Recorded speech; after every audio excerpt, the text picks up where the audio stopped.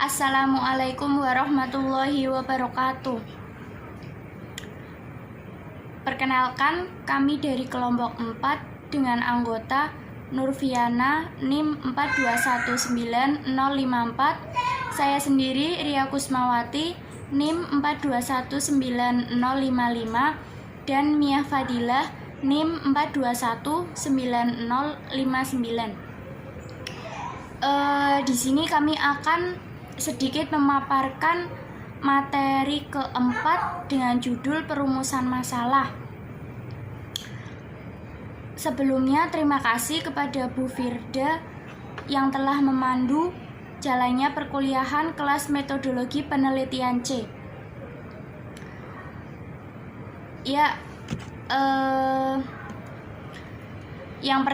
Poin yang pertama yaitu pengertian masalah. Menurut Kamus Besar Bahasa Indonesia, masalah adalah sesuatu yang harus diselesaikan. Menurut Sugiono, masalah diartikan sebagai penyimpangan antara yang seharusnya dengan apa yang benar-benar terjadi, antara teori dengan praktek, antara aturan dengan pelaksanaan, dan antara rencana dengan pelaksana. Selanjutnya, menurut Roger Kaufman, masalah adalah suatu kesenjangan yang perlu ditutup antara hasil yang dicapai pada saat ini dan hasil yang diharapkan. Selanjutnya, menurut Dorothy Craig, masalah adalah situasi atau kondisi yang akan datang dan tidak diinginkan. Jadi di sini dapat disimpulkan bahwa masalah penelitian adalah sesuatu atau kejadian yang dijadikan sebuah penelitian dengan mempertimbangkan beberapa hal dalam menentukan suatu masalah dalam penelitian sehingga memperoleh jawaban yang diinginkan. Perumusan masalah atau pertanyaan penelitian juga merupakan tahap akhir pada penemuan setelah penelitian masalah untuk memilih bidang dan pokok masalah yang diteliti. Kriteria penelitian yang baik menghendaki rumusan masalah atau pertanyaan penelitian yang jelas dan tidak ambigu. Poin selanjutnya yaitu penentuan masalah dalam penelitian meliputi yang pertama, identifikasi masalah, yang kedua, bidang masalah, yang ketiga, penentuan atau pemilihan pokok masalah berdasarkan topik masalah yang akan kita bahas. Selanjutnya yang terakhir yaitu perumusan atau formulasi masalah. Kemudian, fungsi penentuan perumusan masalah. Yang pertama, mengembangkan kerangka konsep. 2. Konseptualisasi dan operasionalisasi. 3. Desain penelitian, prediksi keberhasilan penelitian. 4. Memilih judul dan menuliskan aturan tujuan penelitian. Yang kelima, menilai orisinalitas studi dan plagiarisme.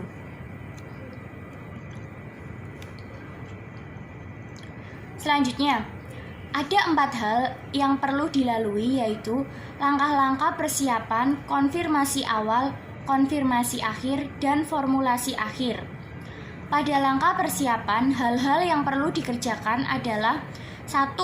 Formulisasikan situasi problematik yang dihadapi. Misal kita melihat suatu kasus atau kejadian tertentu. Yang kedua, mengidentifikasikan kesenjangan yang ada. Misalnya, mereka sudah mendapat pelajaran metodologi penelitian, tetapi kenyataannya kemampuan meneliti mereka masih rendah. Yang ketiga, pelajari kepustakaan dan sumber informasi lain berkaitan dengan kenyataan problematik di atas. Kemudian, jelaskan secara rinci dan luas situasi kajiannya, sehingga semua hal yang mempengaruhi rendahnya kemampuan meneliti seseorang dapat teramati dengan jelas. Selanjutnya yang keempat, dari butir ketiga, poin ketiga tadi, pilihlah inti permasalahan apa yang paling utama atau yang mempengaruhi submasalah yang lain. Kemudian dipertajam dan diformulasikan dalam rumusan permasalahan penelitian. Selanjutnya ada tipe masalah penelitian. Tipe masalah penelitian itu tergantung pada disiplin ilmu dan bidang studi yang menjadi minat dan bakat perhatian peneliti. Masalah peneliti pada dasarnya merupakan suatu keadaan yang memerlukan solusi.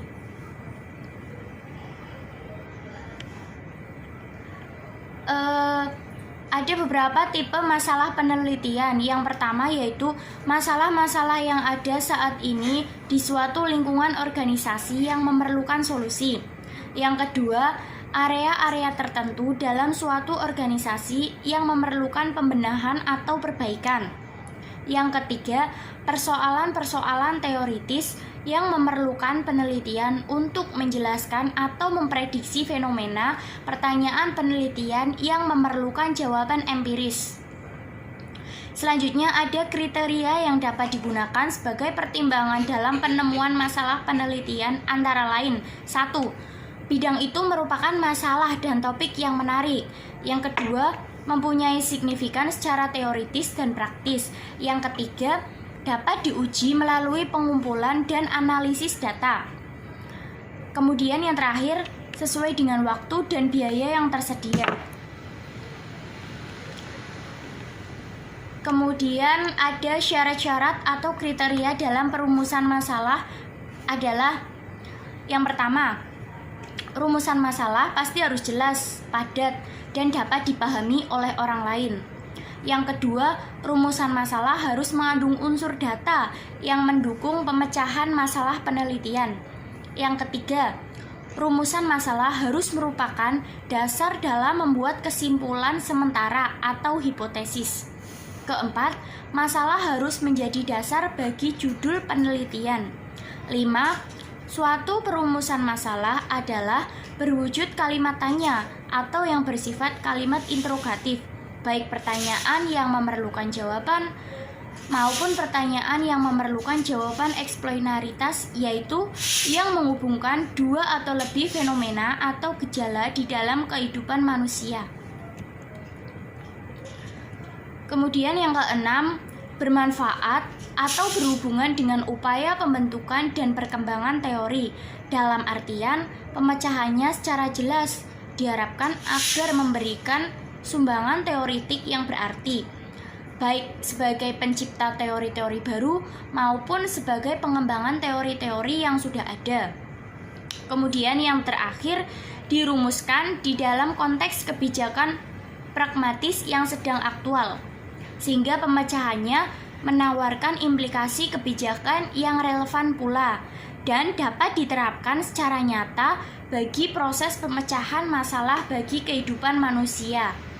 Baik, untuk selanjutnya, untuk menentukan topik dalam penelitian, menurut Natbuko dan Ahmadi tahun 2002 menyampaikan bahwa sebelum menentukan topik penelitian, seorang peneliti harus terlebih dahulu menanyakan pada diri sendiri tentang beberapa pertanyaan, di antaranya yaitu apakah topik tersebut dapat dijangkaunya atau dikuasainya, atau manageable topik. Yang kedua, apakah bahan-bahan atau data-data tersedia dengan cukup atau obtainable data.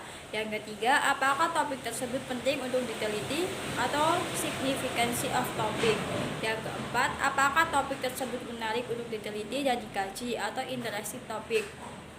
Kemudian, untuk masalah yang dipilih layak dan relevan untuk diteliti diungkapkan oleh Nota Atmojo tahun 2002.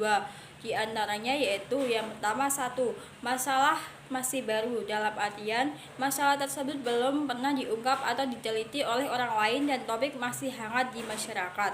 Yang kedua, aktual, berarti masalah yang diteliti tersebut benar-benar terjadi di masyarakat.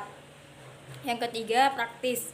Masalah penelitian yang diteliti harus mempunyai nilai praktis, artinya hasil penelitian harus bermanfaat terhadap kegiatan praktis, bukan suatu pemborosan atau penghamburan sumber daya tanpa manfaat praktis yang bermakna.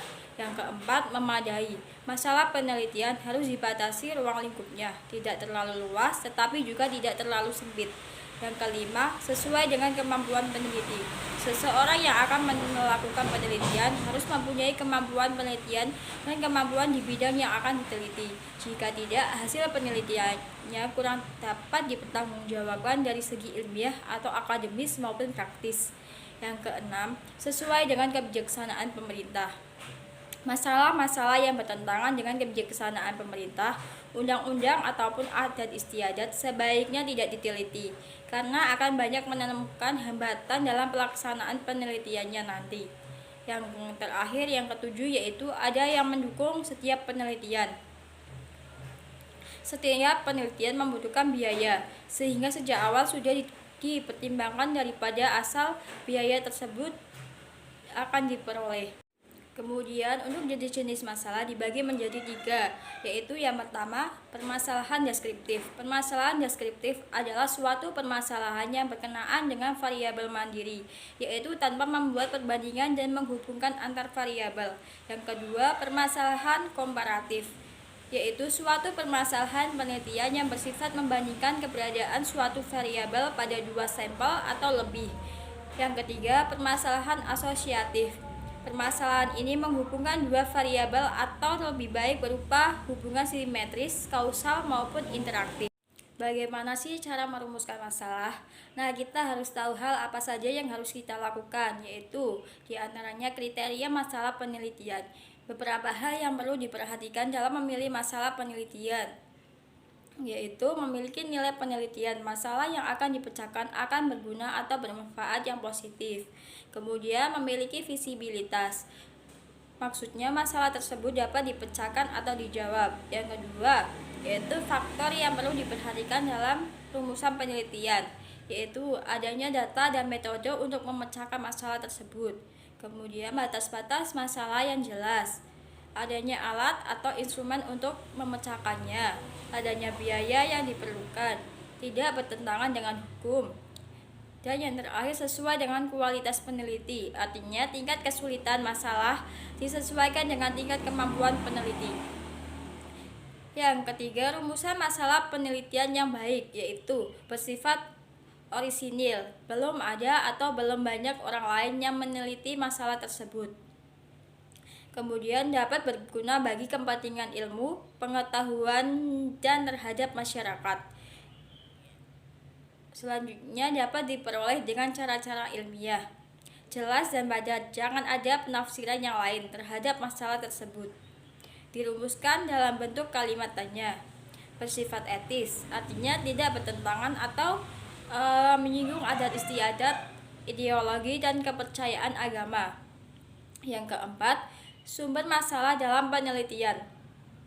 Sumber masalah penelitian antara lain, yaitu buku bacaan atau laporan hasil penelitian, pengamatan sepintas, pernyataan pemegang otoritas, dan perasaan intuisi. Selanjutnya, pertimbangan yang digunakan untuk menentukan signifikan masalah penelitian berkaitan dengan 3 hal, yaitu diantaranya yang pertama, adanya dukungan konsep-konsep teoritis dari penelitian-penelitian sebelumnya yang mempunyai topik sejenis. Yang kedua, tersedianya dan dapat diperoleh data yang relevan dengan topik penelitian. Yang ketiga, kontribusi hasil penelitian terhadap pengembangan teori atau pemecahan masalah praktis. Masalah penelitian yang baik tidak cukup sekedar memenuhi kriteria sebagai topik yang menarik dan mempunyai signifikan secara teoritis atau praktis. Masalah yang diteliti harus dapat diuji melalui pengumpulan dan analisis data. Masalah yang terlalu umum cenderung akan mengakibatkan banyak variabel dan jumlah data yang harus dikumpulkan, sehingga peneliti akan sulit untuk menginterpretasikan hasilnya. Sumber penemuan masalah. Sumber masalah penelitian yang utama, seperti yang telah disebutkan di atas, berasal dari pengalaman dan literatur. Sumber masalah penelitian yang berasal dari literatur yang dipublikasikan, antara lain dalam bentuk buku, teks, jurnal, atau teks database. Literatur yang tidak dipublikasikan, antara lain berupa skripsi, tesis, disertasi, makalah, seminar. Metode penemuan masalah. Peneliti memperoleh ide dengan cara mengembangkan masalah-masalah peneliti sebelumnya. Aspek-aspek yang dapat dikembangkan dari masalah penelitian sebelumnya antara lain adalah lingkungan dari subjek yang diteliti, dimensi atau perspektif masalah penelitian, dan metode penelitian. Ide untuk menemukan masalah penelitian dapat diperoleh melalui dua pendekatan, formal dan informal. Pendekatan formal secara umum dinilai lebih baik dibandingkan dengan pendekatan informal. Selanjutnya, pendekatan formal. Ada 6 metode untuk menemukan masalah dengan pendekatan formal. Yang pertama, metode analog. Metode ini menggunakan pengetahuan yang diperoleh dari hasil penelitian pada bidang tertentu untuk menentukan masalah penelitian pada bidang yang lain yang terkait. Yang kedua, metode renovasi. Menurut metode ini, masalah penelitian dapat ditentukan dengan cara memperbaiki atau mengganti komponen teori atau metode yang kurang relevan dengan komponen teori atau metode yang lebih efektif. Yang ketiga, metode dialektis. Metode ini menentukan masalah penelitian dengan mengajukan usulan pengembangan terhadap teori atau metode yang telah ada. Fokus masalah yang diteliti adalah penerapan teori atau metode alternatif. Yang keenam, ketidaksesuaian fenomena penelitian dengan metode analisis sifat fenomena yang ingin diteliti tidak sesuai dilakukan menggunakan analisis yang dipilih. Kesalahan umum dalam perumusan masalah. Yang pertama, peneliti mengumpulkan data tanpa rencana atau tujuan penelitian yang jelas. Yang kedua, peneliti memperoleh sejumlah data dan berusaha untuk merumuskan masalah penelitian sesuai dengan data yang tersedia. Yang ketiga, peneliti merumuskan masalah penelitian dalam bentuk terlalu umum dan ambigu sehingga menyulitkan interpretasi hasil dan pembuatan kesimpulan penelitian. Yang keempat, peneliti menemukan masalah tanpa terlebih dahulu menelaah hasil-hasil penelitian sebelumnya dengan topik sejenis, sehingga masalah penelitian tidak didukung oleh kerangka teoritis yang baik. Yang kelima, peneliti memilih masalah penelitian yang hasilnya kurang memberikan kontribusi terhadap pengembangan teori atau pemecahan masalah praktis. Fungsi perumusan masalah. Yang pertama, sebagai pendorong suatu kegiatan penelitian menjadi tindakan atau dengan kata lain berfungsi sebagai penyebab kegiatan penelitian itu menjadi ada dan dapat dilakukan. Yang kedua, sebagai pedoman, penentu arah atau fokus dari suatu penelitian. Yang ketiga, sebagai penentu jenis data macam apa yang harus dikumpulkan oleh peneliti serta jenis data apa yang tidak perlu dan harus disisihkan oleh peneliti. Yang keempat, dengan adanya perumusan masalah penelitian, maka para peneliti menjadi dapat dipermudah di dalam menentukan siapa yang akan menjadi populasi dan sampel penelitian. Yang kelima, perumusan masalah tidak berharga mati, akan tetapi dapat berkembang dan berubah setelah peneliti sampai di lapangan.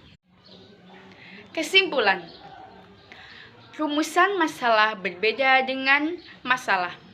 Masalah merupakan kesenjangan antara yang diharapkan dengan yang terjadi. Maka, rumusan masalah itu merupakan suatu pertanyaan yang akan dicari jawabannya melalui pengumpulan data. Masalah penelitian adalah suatu hal atau kejadian yang dijadikan sebuah penelitian dengan mempertimbangkan beberapa hal dalam menentukan suatu masalah dalam penelitian sehingga memperoleh jawaban yang diinginkan. Perumusan masalah memiliki beberapa fungsi, diantaranya sebagai pendorong suatu kegiatan penelitian menjadi diadakan, sebagai pedoman, tentu arah atau fokus dari suatu penelitian.